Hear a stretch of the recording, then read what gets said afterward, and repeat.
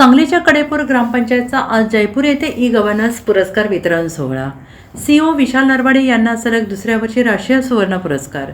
केंद्र सरकारच्या प्रशासकीय सुधारणा विभाग आणि पंचायती राज मंत्रालय भारत सरकार यांच्याद्वारे आयोजित या वर्षीची 2 दिवसीय 29वी राष्ट्रीय ई-गव्हर्नन्स कॉन्फरन्स ही राजस्थान येथील जयपूर येथे आयोजित करण्यात आलेली आहे। यामध्ये केंद्र सरकारपासून ते राज्य सरकार ते जिल्हा प्रशासन ते ग्रामपंचायत स्तरापर्यंतच्या विविध विभागात काम केलेल्या उत्कृष्ट अधिकारी तथा विभाग आणि संस्था यांना पुरस्कृत केले जात आहे। राष्ट्रीय ई-गव्हर्नन्स पुरस्कार श्रेणीमध्ये प्रथमच 2025 या वर्षी ग्रामपंचायत ही श्रेणी समाविष्ट करण्यात आली। यावर्षी 2026ला हे द्वितीय वर्ष आहे।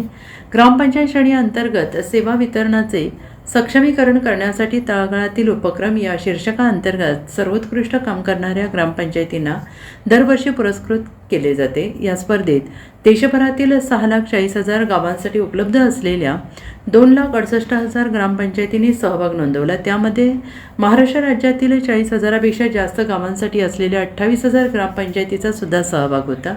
मुख्य कार्यकारी अधिकारी जिल्हा परिषद सांगली श्री विशाल सविता तेजराव नरवाडे यांच्या मार्गदर्शनाखाली आणि संकल्पनेतून देशभरातील एकूण 6 लाखांपेक्षा जास्त गावातून सांगली जिल्ह्यातील कडेगाव तालुक्यातील कडेपूर ग्रामपंचायत ही देशातून प्रथम क्रमांक पटकावून सुवर्ण पुरस्कारासाठी पात्र ठरलेली आहे।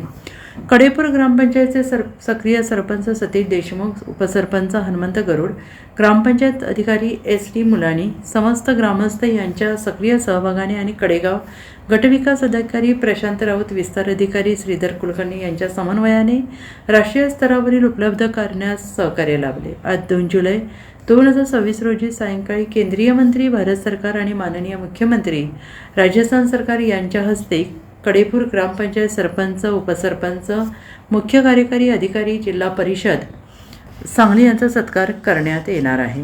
Bureau report SPN Marathi Sangli.